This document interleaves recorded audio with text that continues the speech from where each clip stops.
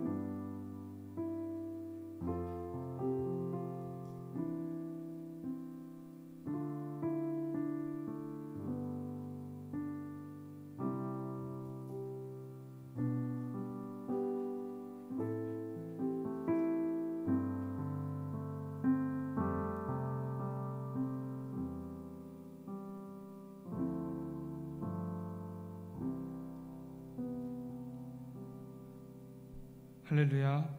오늘 4부 예배에 오신 여러분을 환영하고 축복합니다. 청년부 예배로서는 새해가 시작되고 오늘이 첫 예배입니다. 올 한 해 동안 드려지는 청년부 예배를 통하여서 우리의 신앙이 더욱 두터워지고, 만약에 우리의 신앙이 무너진 신앙이었다면 다시 일으켜 세우는 한 해가 되시기를 소망합니다.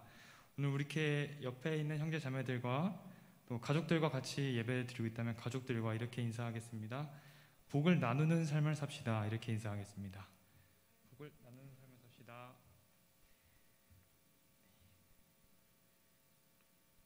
우리 시간에 하나님께 찬양을 올려드리며 이번 한 해 동안 주님의 뜻대로 살길 원합니다. 주님의 인도하심을 체험하는 한 해가 되겠습니다. 라는 마음으로 다 같이 찬양 드리시겠습니다. 우리 시간 박수 치면서 찬양하길 원합니다.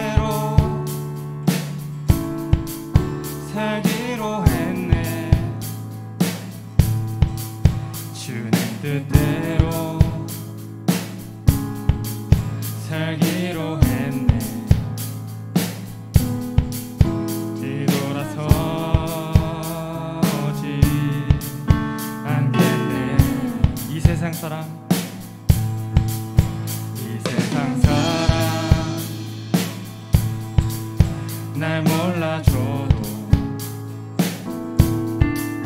이 세상 사람 날 몰라줘도 이 세상 사람 날 몰라줘도 뒤돌아서지 않겠네. 뒤돌아서지 않겠네. 뒤돌아서지 않겠네. 어떠한 시련이 와도 수많은 유혹 속에도 진실하신 주님 약속 나 붙들리라.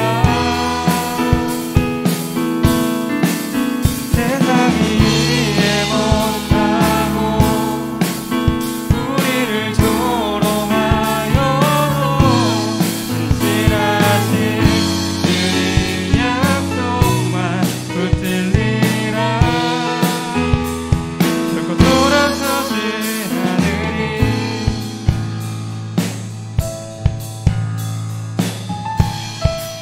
세상 등지고 세상 등지고 십자가 보내 세상 등지고 십자가 보내 세상 등지고 십자가 보내 뒤돌아서지 않겠네. 우리 마음을 다해 고백합시다. 뒤돌아서지 않겠네. 뒤돌아서지 않겠네. 어떠한 시련이 와도 수많은 유혹 속에도 진실하신 주님 약속 나 붙들리라. 세상이 이해 못하고 우리를 조롱하여도 진실하신 주님 약속 나 붙들리라. 어떠한 시련이 와도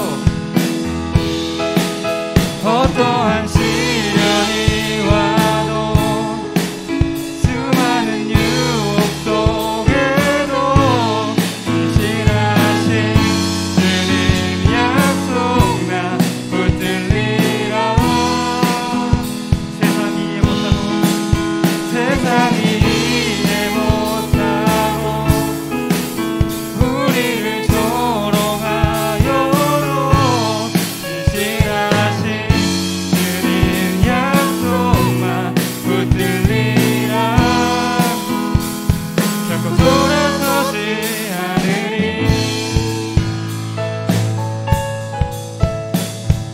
우리 주님께 영광의 박수 올려드립시다. 할렐루야.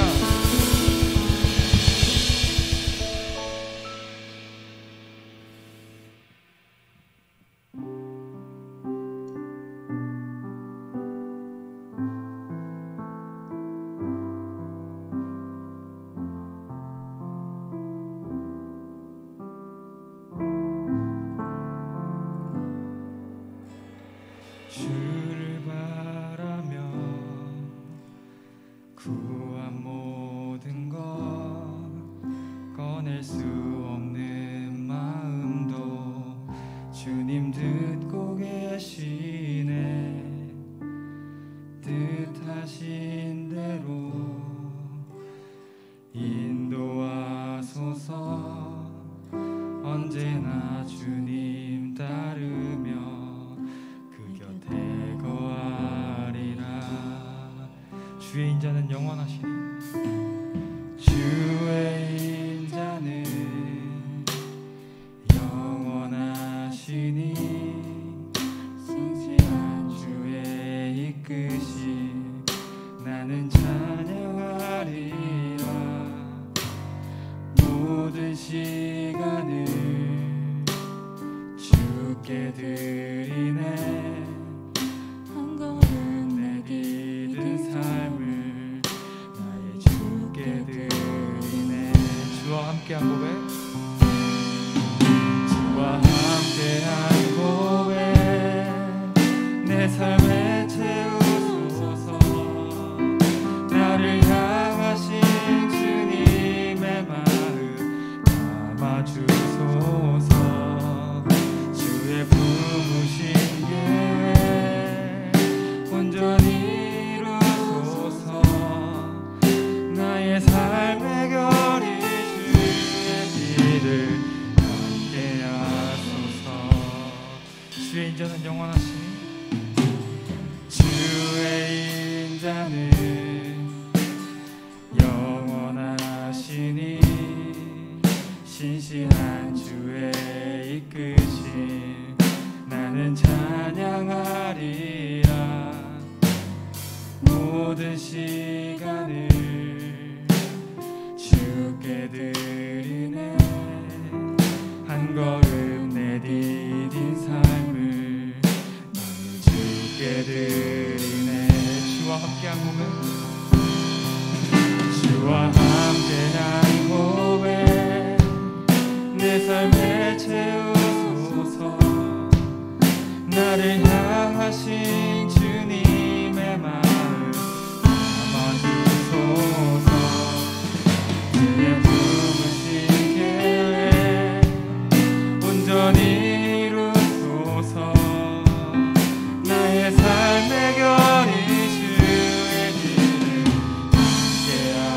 함께한 고백. 주와 함께한 고백, 내 삶에 채우소서. 나를 향하신 주님의 마음 담아주소서. 주의 품으신 계획 온전히 이루소서. 나의 삶의 결이 주의 길을 함께한 주와 함께한 고백, 함께한 고백, 내 삶에 채우소서. 나를 향하신 주님의 마음 담아주소서. 주의 품으신 계획 온전히 이루소서. 나의 삶의 결이 주의 길을 나의 삶의 결이 나의 삶의 결이 주의 길을 함께하소서. 우리 시간 기도하며 나아갈 때에 주님, 우리가 주님을 바라면서 구한 모든 것, 그 마음 하나하나 알고 계시는 주님, 우리가 이 시간 주와 함께한 고백을 나의 삶에 채우시길 원합니다. 나를 향하신 주님의 마음을 나의 삶에 담아주시옵소서. 우리의 삶의 결이 주님을 닮아가는 한 해가 되게 해주시옵소서. 우리 시간 이런 기도 제목으로 이 찬양을 생각하면서 전심을 담아 기도하며 나가겠습니다.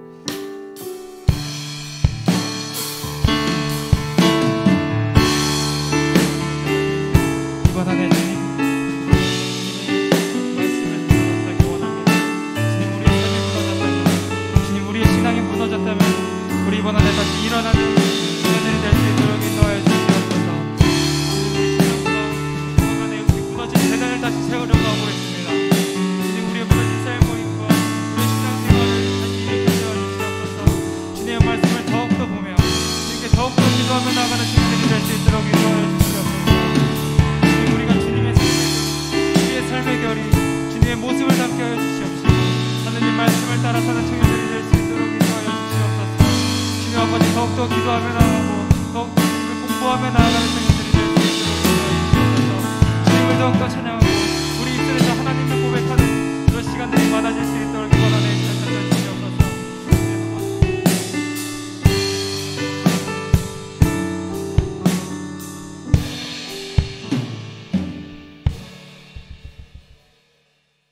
하나님 아버지, 오늘도 이렇게 예배를 허락해 주시며 감사합니다. 환경적으로 예배를 드리기 힘든 상황 속에서 이렇게 마음으로 모여 주님께 예배 드릴 수 있게 해주셔서 감사합니다. 전능하시고 천지와 온 우주 만물을 창조하신 하나님, 이러한 크신 하나님을 아버지라고 부를 수 있게 허락해 주신 것 감사합니다. 우리를 죄에서 구속하시기 위해 크신 하나님께서 우리를 위해 예수님을 보내주시는 것은 저희가 감히 이해할 수도 없는 큰 은혜임을 고백합니다. 우리의 노력과는 상관없이 하나님께서는 우리를 사랑하셔서 이런 큰 은혜를 허락해 주셨습니다. 하나님 아버지, 정말 감사합니다. 하지만 우리는 이러한 은혜를 잊어버리고 삶 가운데 자신의 이익에 맞춰서 우선순위를 정하고 행동합니다. 주님께서 값없이 허락하신 은혜를 가치 없게 여기고 있는 건 아닌가 생각하게 됩니다. 주님, 우리를 용서하여 주시고 우리의 삶의 방향을 다시 돌이킬 수 있도록 인도해 주세요. 하나님께서 죄를 무척이나 싫어하심에도 불구하고 오늘도 저희는 삶 가운데 죄를 저지르고 있습니다. 우리의 연약함을 용서하여 주시고 이것 때문에, 이러한 상황 때문에라고 변명하는 것보다는 하나님, 저는 이러한 상황 속에서 이러한 것에 연약합니다 라고 주님께 자신의 연약함을 고백하며 주님과 해결 방안을 같이 모색해 나가길 소망합니다. 주님, 우리의 청년부는 각자 서로 다른 생각과 개성을 갖고 있는 사람들이 모였습니다. 이러한 사람들이 주님이라는 울타리 안에서 서로의 생각과 달란트를 나눌 수 있기를 소망합니다. 각자의 생각이 다를 수는 있더라도 주님을 향한 방향은 같길 원하며 각자의 생각대로 살아가더라도 울타리는 넘어가지 않을 수 있도록 인도하여 주세요. 더욱 소망하는 것은 주님이라는 울타리 안에 있는 우리들이 서로의 울타리가 되어서 잘못 가고 있는 사람들을 인도해주고 배고픔자나 소외받는 자들에게 손을 내밀 수 있도록 허락해 주세요. 세상에서의 성공은 1000명이 쓸 것을 1명이 쓰게 되는 것을 말하지만 주님이 바라시는 성공은 1000명의 사람들을 성공시켜 주는 게 진짜 성공이라고 하신 것을 기억하며 주님께서 허락하신 풍요로움을 나 혼자 독식하는 것이 아니라 나누며 같이 성공하는 청년부가 되길 소망합니다. 이제 말씀 듣길 원합니다. 말씀을 선포하는 목사님에게 영육간의 강건을 허락하시고 가정에 주님의 평안과 은혜가 넘치길 소망합니다. 또 오늘 선포되어질 말씀으로 인해 머리 대신 주님과 각 지체인 우리들이 끊어지지 않고 계속 자라나는 더욱더 주님과 가까워지는 큰 은혜가 내려지길 소망합니다.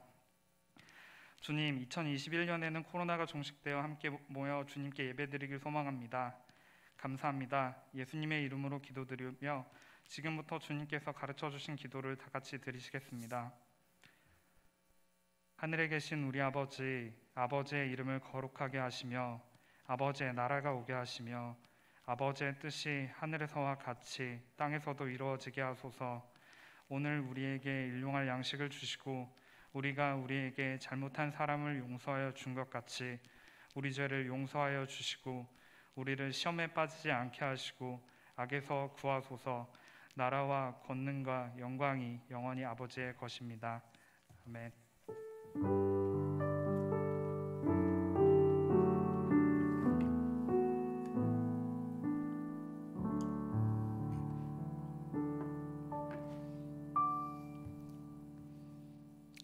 네, 2021년도가 시작하고 처음 이제 온라인으로 여러분을 만납니다. 2021년도를 여러분들께서 잘 계획하고 또한 하나님과의 관계도 잘 회복하고 또한 내 이웃과의 관계도 잘 회복하여서 하나님 앞에 영광 돌리는 또한 하나님의 사랑과 은혜를 경험하는 여러분의 되기를 주님의 이름으로 축복합니다. 교회 소식 전하도록 하겠습니다. 저희 화도교회 청년부 홈페이지가 개설되었습니다. 저 아래 주소로 들어가시면 되고 또 한 가지는 교회 홈페이지 들어가서 청년부 클릭하시면 바로 홈페이지로 연동이 되니까 여러분들께서 많이 활용해 주시면 감사하겠습니다. 그리고 비대면으로 셀 모임이 운영되고 있습니다. 주일 오후 2시 예배 후에 셀 모임을 참석을 권면하는데 이제 셀원들께서는 1시 50분 정도에 함께 모였다가 예배 드리고 나서 다시금 줌으로 셀 모임을 해주시면 되겠습니다.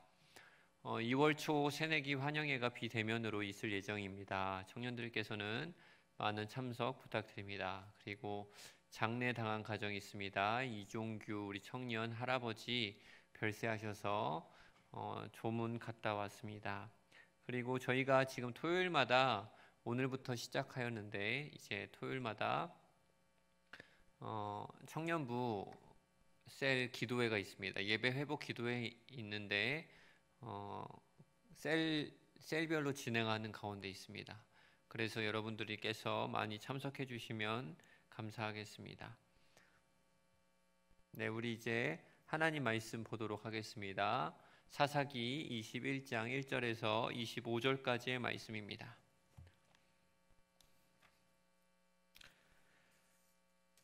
구약 399면쯤에 있습니다. 사사기 21장 1절에서 25절까지의 말씀입니다.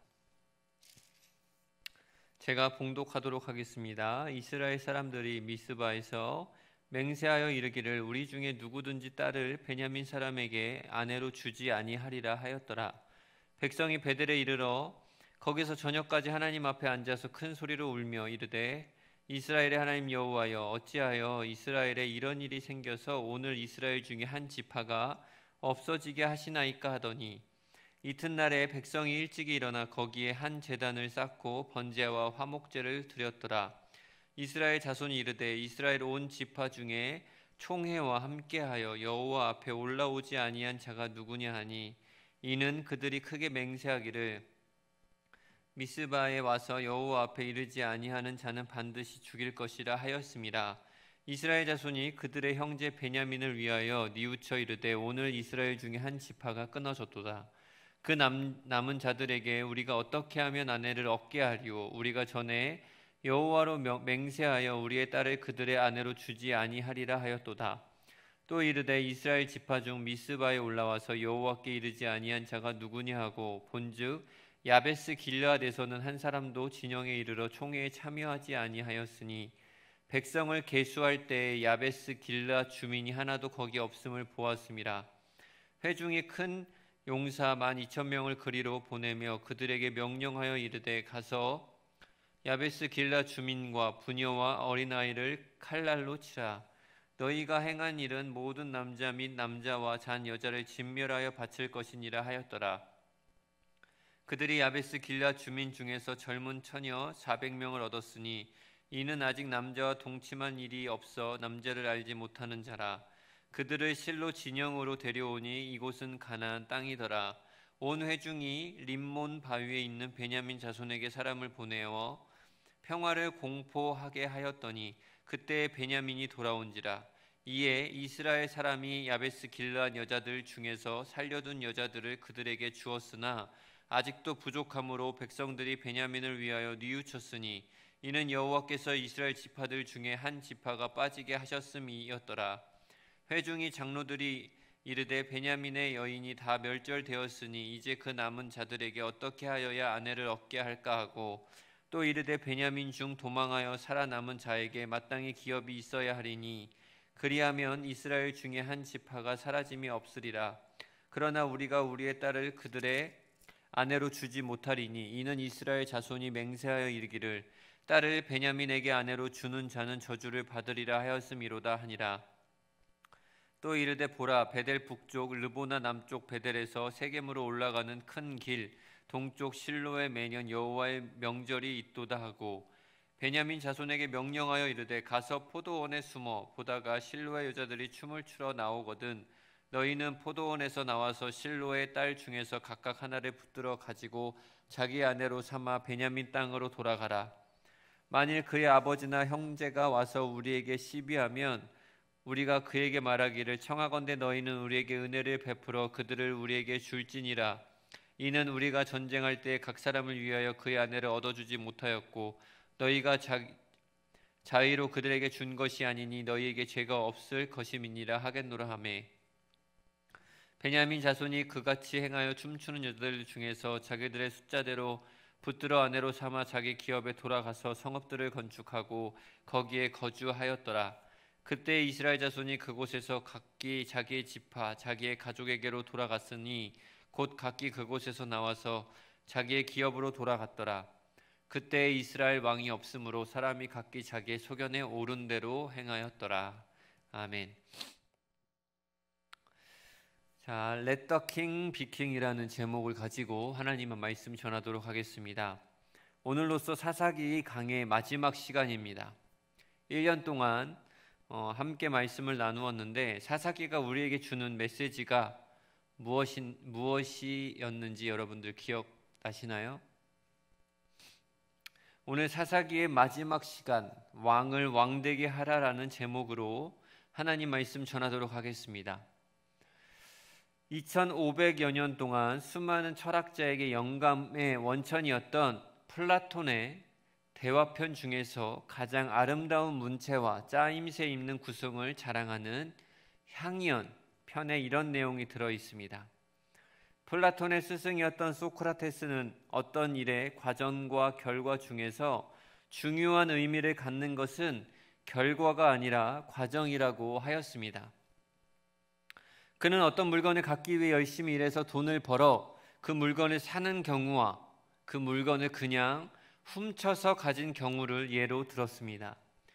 두 사례의 결과는 같지만 그 과정은 다른데 인간 사회의 도덕률에 맞추어 볼 때 열심히 일하는 과정이 훔쳐서 물건을 갖게 된 과정보다 더 가치가 있으므로 인간 사회에서는 결과보다는 과정이 더 중요한 의미가 있다고 보았습니다.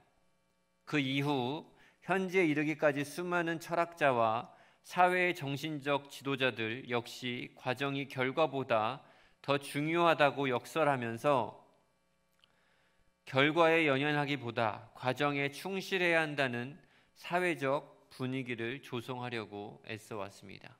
여러분 어떻게 생각하시나요? 결과가 중요한가요? 아니면 과정이 중요한가요?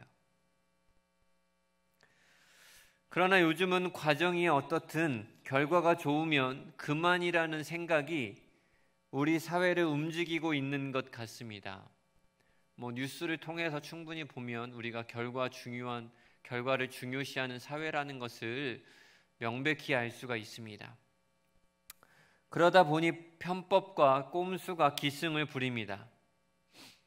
저는 개인적으로 과정은 결과를 향해 가고 결과는 과정의 산물이라고 생각합니다. 그러므로 과정이 안 좋으면 결과 또한 안 좋기 마련입니다. 물론 과정이 나빠서도 좋은 결과를 얻을 수도 있고, 과정은 좋았지만 나쁜 결과를 얻을 수도 있습니다. 그러나 그것은 의외적인 결과이지 보편적인 결과는 아니라고 봅니다. 과정과 결과 중 어느 쪽이 더 중요하냐? 여러분 어떻게 생각하세요? 이러한 질문은 바른 명제가 아니라고 저는 생각되어집니다. 왜냐하면 과정과 결과는 따로따로 독립되어 있는 것이 아니기 때문이에요. 따로따로 독립되어 있나요? 그렇지 않습니다. 하나로 연결되어 있는 것이기 때문입니다. 형식도 중요하고 내용도 중요하듯이 과정도 중요하고 결과도 중요합니다. 과정을 무시하고 결과만을, 결과는 무시하고 과정만을 그런 중요시하는 것은 매우 잘못된 것입니다. 제가 좋아하는 문장이 있는데 이것은 예전 어느 청년이 교회 홈페이지에 남긴 문장이에요. 그것은 바로 무엇이냐면 최선은 내가 하고 최고는 하나님이 만든다. 최선은 내가 하고 최고는 하나님이 만든다. 참으로 멋진 표현입니다. 최선은 내가 하고라는 것은 과정입니다. 그리고 최고는 하나님이 만든다라는 것은 결과입니다. 여러분 어떻게 생각하세요? 아주 좋은 것 같습니다. 최선의 과정을 거쳐야 하나님께서 최고의 결과를 주시지 않겠습니까? 예를 들어서 시험 공부를 열심히 안 했어요. 그럼 하나님께서 시험 점수가 최고의 점수로 주실까요? 시험 결과가 잘 나올까요? 내가 시험 공부를 아주 열심히 했어요.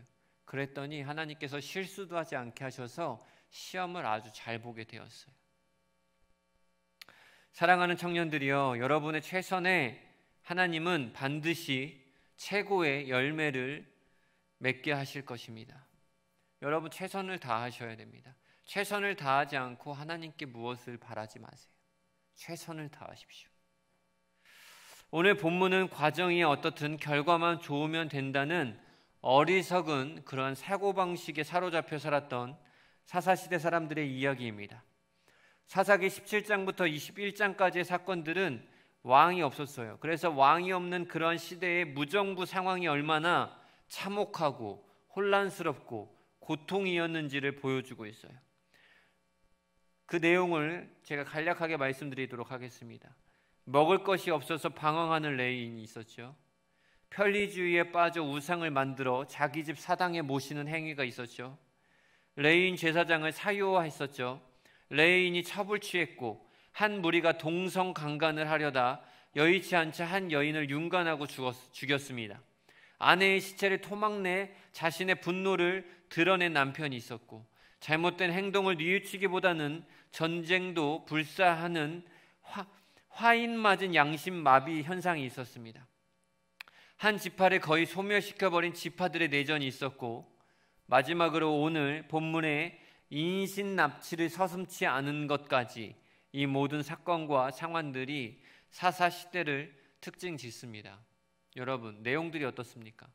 다 좋은 말인가요? 좋은 내용인가요? 전혀 그렇지 않습니다. 이스라엘 총회와 베냐민 지파 간의 내전으로 인해서 베냐민 지파는 몇 명이 남았냐면 남자만 600명이 남았어요. 남자만 남았습니다. 분별력 없는 집단 분노로 죽고 싸울 때는 몰랐는데 전쟁이 끝나고 정신을 차려고 보니까 12지파 중에서 한 지파가 거의 없어질 지경이에요. 그것은 상당히 잘못된 것입니다. 이스라엘 총회는 이 위기를 해결하기 위해서 미스바에 모였어요. 그리고 어떻게 베냐민 지파를 살려낼 것인지 의논했습니다. 그런데 문제가 생겼어요. 총회는 싸움을 시작할 때 두 가지를 결의했어요. 사사기 21장 1절 말씀입니다. 이스라엘 사람들이 미스바에서 맹세하여 이르기를 우리 중에 누구든지 딸을 베냐민 사람에게 아내로 주지 아니하리라 하였더라. 5절입니다. 이스라엘 자손이 이르되 이스라엘 온 지파 중에 총회와 함께하여 여호와 앞에 올라오지 아니한 자가 누구냐 하니 이는 그들이 크게 맹세하기를 미스바에 와서 여호와 앞에 이르지 아니하는 자는 반드시 죽일 것이라 하였습니다. 첫 번째 뭐냐면 이스라엘 총회의 한 사람도 대표자를 파견하지 않는 지파와 부족은 죽인다라고 했어요. 이것이 첫 번째입니다. 두 번째는 베냐민 지파의 남자에게 자신의 딸을 시집 보내지 않는다랍니다. 이 결의에 따르면 베냐민 지파는 사라질 수밖에 없어요. 왜냐하면 이거를 따라야 되니까. 총회는 이 두 가지 결의사항을 다시 한번 검토해 보았습니다. 그러던 중에 아주 어처구니 없는 묘안을 찾았어요. 사사기 21장 8절 말씀입니다. 또 이르되 이스라엘 지파 중 미스바에 올라와서 여호와께 이르지 아니한 자가 누구냐 하고 본즉 야베스 길르앗에서는 한 사람도 진영에 이르러 총회에 참여하지 아니하였으니 길르앗 야베스 족속은 총회 연합군에 한 사람도 참여시키지 않았음을 발견을 했습니다. 이 사실을 근거로 이스라엘 총회는 용사 1만 2천 명을 보내서 길르앗 야베스 여족을 징벌했어요. 마치 여리고 거민들을 정복하듯이 철저하게 파괴하고 진멸해 버렸습니다. 그들은 남자, 여자, 아이들, 가축들을 모조리 죽였어요. 완전 진멸했던 거죠. 이것은 하나님께서 아말렉 족속을 상대할 때만 허락하신 명령입니다. 결코 같은 동족에게 해서는 안 될 거예요. 그렇다면 왜 길르앗 야베스 족속은 이스라엘 총회에 동참하지 않았을까요? 여러 주석을 찾아보았지만 그 이유를 정확하게 말해주는 주석은 없었습니다. 그래서 성경 어디에 또 길르앗 야베스 사람이 나오는지 한번 찾아보았습니다. 사무엘상 11장에 보면은 암몬이 길르앗 야베스를 쳐들어왔을 때 하나님의 영이 임한 사울이 그 성읍을 지켜줘요. 그러니까 사울이 길르앗 야베스를 보호해줬습니다. 지켜줬어요. 그리고 훗날 야베스 사람들은 사울과 그의 세 아들이 블레셋과의 전투에서 전사하자 그들의 시체를 가져다가 야베스에 고이 묻어 주었습니다. 이것은 사무엘 상 31장에 나옵니다. 그것 때문에 사울을 이어 이스라엘 왕이 된 다윗은 용감하고 경건한 길르앗 야베스 사람들의 행위에 대해서 특별한 감사와 함께 하나님의 축복을 빌어 주었습니다. 그러니까 어떤 관계죠? 서로 상부상조하는 관계에 사울이 지켜줬고 또 그래서 사울의 세 아들들 죽었을 때 자신의 지역에서 장사를 치르게 해줬고 그 이후에 다윗이 왕이 되었을 때 이들에게 감사하며 하나님의 복이 임하기를 축복해줬습니다. 사무엘하 2장 5절입니다. 다윗이 길르앗 야베스 사람들에게 전령들을 보내 그들에게 이르되 너희가 너희 주 사울에게 이처럼 은혜를 베풀어 그를 장사하였으니 여호와께 복을 받을지어다. 위 사건들을 종합해 보면은 길르앗 야베스 사람들은 이 족속들은 사울이 약간 부족한 왕이었지만 하나님의 기름 부은 자였기 때문에 예의를 갖췄습니다. 그리고 받은 은혜에 대한 신뢰와 의를 중요시하였다라는 것을 보여줍니다. 따라서 이런 강직한 성품의 사람들이 같은 동족인 베냐민 지파를 죽이자는 그러한 이스라엘 총회에 합류하지 않은 것은 어떻게 보면은 당연한 거예요. 부패한 사사 시대에도 의와 신뢰를 중요시하는 소수의 사람들은 남아 있었음을 볼 수 있습니다. 그러나 이스라엘 총회는 얼토당토 않는 자기끼리의 결의에 따라서 죄 없는 길르앗 야베스 사람들을 모조리 죽였습니다. 총회는 전쟁에 참여하지 않았던 괘씸죄도 물었고 처녀도 구해보자는 생각으로 야베스 사람들의 씨를 말라버렸습니다. 그리고 처녀 몇 명만 살려두었냐면 400명만 살려두었어요. 그러니까 이 400명을 가지고 베냐민 지파를 살리겠다라는 이야기죠. 베냐민 지파를 살리기 위해서 길르앗 야베스 성읍을 쑥대밭으로 만들었어요. 하나의 문제를 해결하기 위해서 다른 하나를 파괴하는 것은 여러분 어떻게 생각하십니까? 매우 어리석은 짓이죠. 결과적으로 베냐민 지파는 존속할 수는 있었어요. 하지만 그 결과에 하나님께서 과연 뭐라고 말씀하실까요? 이스라엘 총회는 베냐민 남자들과 길르앗 야베스 처녀 400명을 합동으로 결혼시켰어요. 그러나 아직도 몇 명이 남았죠? 600명이 남았잖아요. 그 중에 400명을 결혼했으니까 200명이 남았죠. 이 200명의 처녀가 부족했어요. 그래서 이스라엘 총회는 나머지 베냐민 남자들에게 여자를 구해주기 위해서 임기응변 전략을 짜냈어요. 사사기 21장 20절 21절 말씀을 보도록 할게요. 베냐민 자손에게 명령하여 이르되 가서 포도원에 숨어 보다가 실로의 여자들이 춤을 추러 나오거든 너희는 포도원에서 나와서 실로의 딸 중에서 각각 하나를 붙들어 가지고 자기의 아내로 삼아 베냐민 땅으로 돌아가라. 매년 실로에서 열리는 축제에 나오는 실로 여인들을 뭐 하자는 거죠? 납치하라는 거예요. 납치. 그러면 자의로 딸을 베냐민 사람에게 시집 보낸 것이 아니기 때문에 앞에서 어떠한 결의를 했죠? 절대로 주지 말자라는 결의가 있었잖아요. 근데 그거에 부합하지 않는다라는 거죠. 왜냐? 타의로 데리고 갔기 때문에. 그러니까 너희랑 전혀 무관하다 이거예요. 이것이 바로 눈 가리고 아웅하는 식의 편법이죠. 그러나 결과만 놓고 보면 문제는 될 게 없습니다. 문제될 게 없죠. 결과만 보면은. 이스라엘 총회는 베냐민 지파의 남자들에게 이 방책을 알려주고 실로의 여자들을 납치해서 아내를 삼으라고 권했어요. 만일 실로의 오빠나 아버지가 왜 이런 짓을 하느냐고 따진다면 어떻게 대응해야 하는지도 알려주고 있습니다. 22절 말씀이죠. 만일 그의 아버지나 형제가 와서 우리에게 시비하면 우리가 그에게 말하기를 청하건대 너희는 우리에게 은혜를 베풀어 그들을 우리에게 줄지니라. 이는 우리가 전쟁할 때에 각 사람을 위하여 그의 아내를 얻어주지 못하였고 너희가 자의로 그들에게 준 것이 아니니 너희에게 죄가 없을 것임이니라 하겠노라 하매.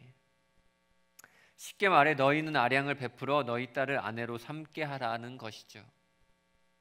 그러니까 눈 감아 달라는 거죠. 하지만 그것은 인신 납치죠. 납치.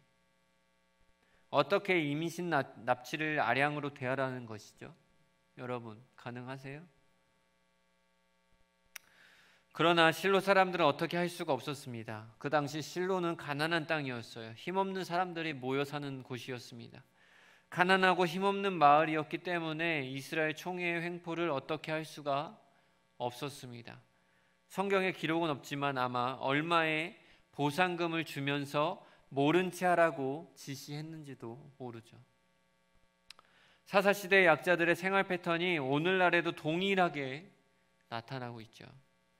늘 가난하고 힘없는 자들은 권력에 속박당하고 돈 앞에 무릎을 꿇습니다. 이것은 지금의 시장 경제 논리입니다. 과정이 어떻든지 결과만 좋으면 된다는 사고방식 때문에 피해를 보는 사람은 언제나 사회적 약자들입니다. 저는 정치에는 관심이 없지만 그래도 기도할 때는 올바른 가치관을 가진 위정자들이 세워지기를 위해서 기도합니다. 우리 사랑하는 화도교회 청년들이요, 할 수만 있다면 여러분 가운데 위대한 정치가가 나왔으면 좋겠습니다. 위대한 사업가도 나오고 위대한 예술가도 나오고 경제계에 뛰어난 인물도 나왔으면 좋겠습니다. 그래서 사사시대와는 다른 방법으로 이 세상에 영향력을 끼치기를 저는 소망합니다. 이스라엘 총회의 편법으로 베냐민 지파는 기업을 이어갈 수가 있었습니다. 23절입니다. 베냐민 자손이 그같이 행하여 춤추는 여자들 중에서 자기의 숫자대로 붙들어 아내로 삼아 자기 기업에 돌아가서 성읍들을 건축하고 거기에 거주하였더라. 지극히 비정상적이고 잔혹한 방법을 써서 소멸 위기를 벗어난 것이죠. 사사기 저자는 이 우스꽝스러운 이러한 짝짓기를 세상이 자세히 보도하면서 이렇게 결론을 맺었어요. 25절이죠. 그때에 이스라엘이 왕이 없으므로 사람이 각기 자기의 소견에 옳은 대로 행하였더라. 어느 누구의 잘잘못을 가리지 않습니다. 이스라엘 사람들 중에 그 누가 누구에게 화낼 자격이 있겠습니까? 개똥 묻은 자들이 소똥 묻은 사람들에게 분을 내는 꼴이죠. 사사기 새롭게 보기에서 저자는 이렇게 말했죠. 너나 나나 개똥 소똥이다. 정당하게 화를 낼 수 있는 분은 오직 하나님뿐이다. 오늘 본문에서 하나님이 일하시는 장면은 그 어디에도 나타나 있지 않습니다. 하나님은 그냥 침묵하고 계십니다. 그저 사람들이 각자 각기 자기의 소견대로 지들 스스로가 왕이 되어 마음대로 살았어요. 자기 멋대로 사는 거죠. 사사기를 마무리합니다. 사사기 시대의 어두운 초상화는 당시 왕이 없었기 때문입니다. 만왕의 왕이신 여호와 하나님을 제쳐두고 사람들은 자기 식대로, 자기 방식대로, 자기 마음대로 살았습니다. 하나님은 적과 꿀이 흐르는 가나안 땅에 당신의 백성들을 들어가게 하셨는데 그들은 그 은혜도 모르고 배은망덕하게 하나님의 은혜를 잊어버렸어요. 하나님을 떠나서 이스라엘 백성들은 타락했습니다. 그에 따라 하나님은 이방 민족을 통해 심판을 하셨습니다. 그리고 그들이 고통 가운데 부르짖으면 또다시 하나님은 사사를 보내어 그들을 구원시켜 주셨습니다. 그러나 어떻게 되었죠? 그러나 이스라엘 백성들은 다시 하나님의 은혜를 잊어버렸습니다. 이게 몇 년 동안 지속되어 온지 아십니까? 350년 동안 이렇습니다. 이 사이클을 계속 반복했다라는 거죠. 여러분에게는 왕이 계십니까? 아니면 자신의 소견이 옳은 대로 살고 계십니까? 우리에게는 전능하신 하나님을 우리의 왕으로 모셔야 합니다. 이런 이스라엘 백성들의 모습을 보다 못해 하나님은 이 땅을 통치할 왕을 보내셨습니다.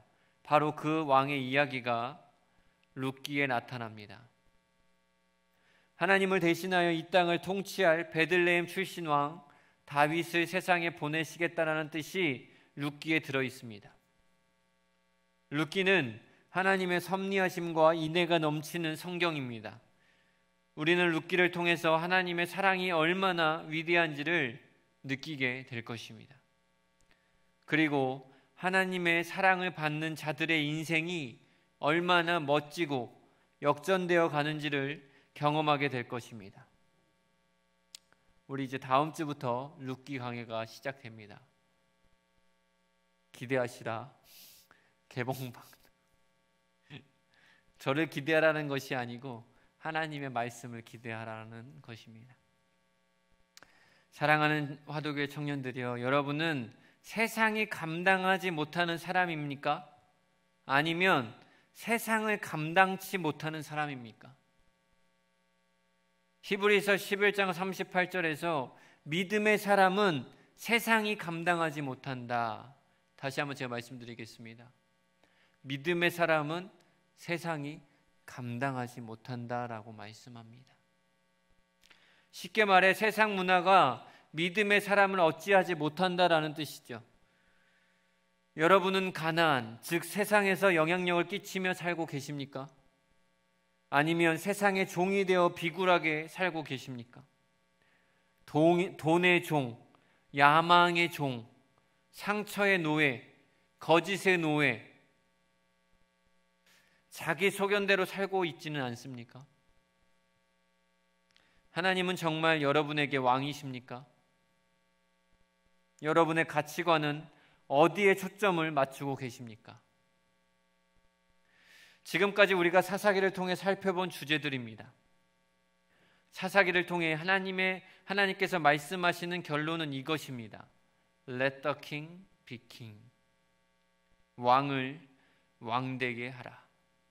Let the God be God. 하나님을 하나님 되게 하라. 여러분들의 2021년도를 계획해 나가면서 여러분의 왕이 온전히 하나님이심을 고백하기를 주님의 이름으로 축복합니다. 기도하겠습니다. 고맙고 은혜로우신 하나님 아버지, 우리가 1년여 동안 사사기에 대해서 하나님의 말씀을 함께 나누었습니다. 하나님 아버지, 하나님께서 주시는 그 말씀을 우리 마음 가운데 새기게 하시고 깨닫게 하셔서 온전히 하나님을 하나님 되게 할 수 있도록 인도하여 주옵소서. 왕을 왕되게 할 수 있게 하나님께서 힘과 능력을 더하여 주옵소서. 하나님, 좋은 결과를 기대하며 과정 가운데 최선을 다하는 청년들 되게 하시고 편법을 부정하고 옳은 길만 갈 수 있는 그러한 담대함도 허락하여 주옵소서. 무엇보다도 세상에서 영향력을 끼치는 그리스도인이 되게 하시며 우리 청년들의 예배가 온전히 회복되어져 하나님과 사람과의 관계가 온전히 회복되어지는 놀라운 역사를 경험하게 하여 주옵소서. 모든 것 주님 앞에 맡기고 의지하며 예수님의 이름으로 간절히 기도하옵나이다. 아멘. 우리 다 같이 일어나셔서 봉헌 찬양하도록 하겠습니다.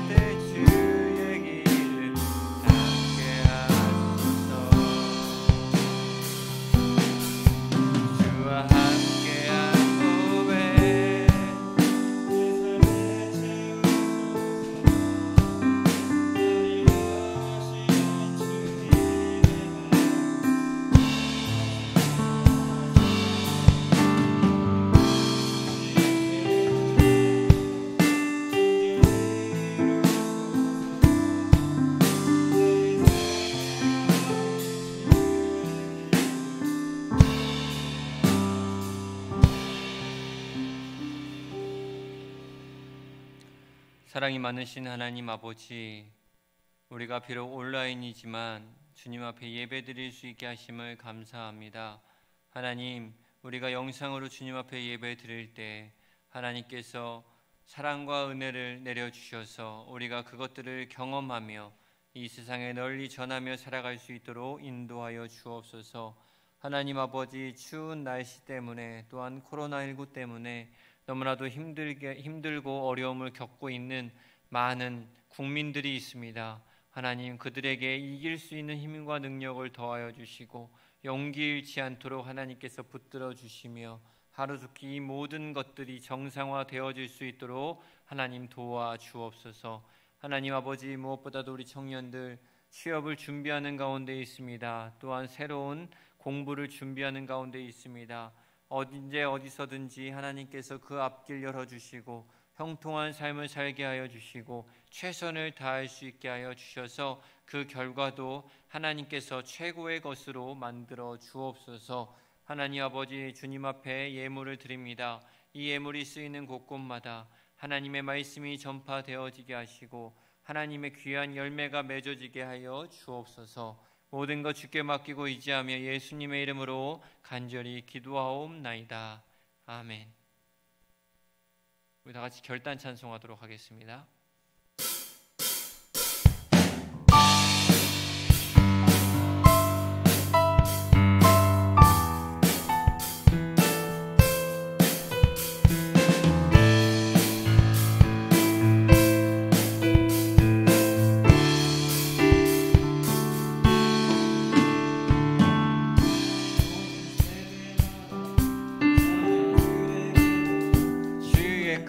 힘과 주의 능력을 주의 신실하신 주의 영광을 전하리. 또 우리 전하리 오는 세대에게 주의 자비하심과 풍성한 그 사랑 그때 모두 주의 행하심 송축해. 경험 못하네 경험 못하네 주의 이로우심 비교할 수 없는 무한한 그 능력 주님의 약속은 영원히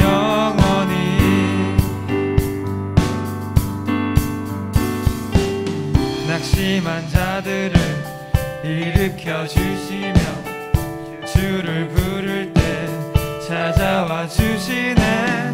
우리 모두 주의 그 이름 찬양해. 주님께 영광 존귀 찬양 드려 우리 모두 전하리 그 위대하심을. 주님께 영광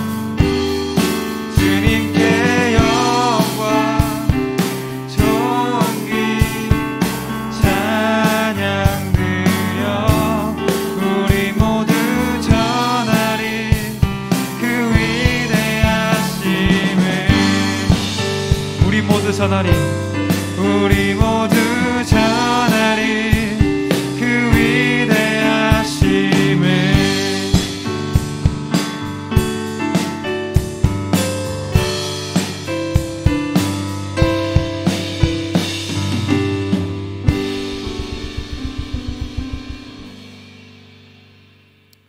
이제는 주 예수 그리스도의 은혜와 하나님 아버지의 사랑과 성령의 교통하심이 2021년도 무너진 재단을 회복할 수 있는 주의 백성들 위해, 주의 청년들 위해, 이 나라와 이 민족과 저 북녘 땅 위에 이제로부터 영원토록 함께 하시기를 간절히 축원하옵나이다.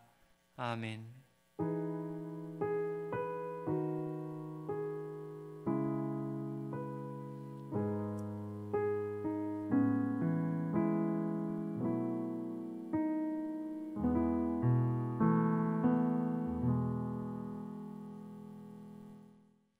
네, 4부 예배 온라인으로 참여하신 여러분을 환영합니다. 네, 추가적인 광고 하나가 있어서 제가 이렇게 나오게 되었는데요. 네, 저희 청년부에 이 박상일 전도사님이 담당 전도사님으로 오셨습니다. 네, 많은 환영 부탁드립니다. 네, 그래서 간단히 이렇게 소개를 하고 이렇게 한마디 좀 듣고자 이렇게 자리를 했습니다. 네, 박상일 전도사님 잠깐 나와주시면 감사하겠습니다.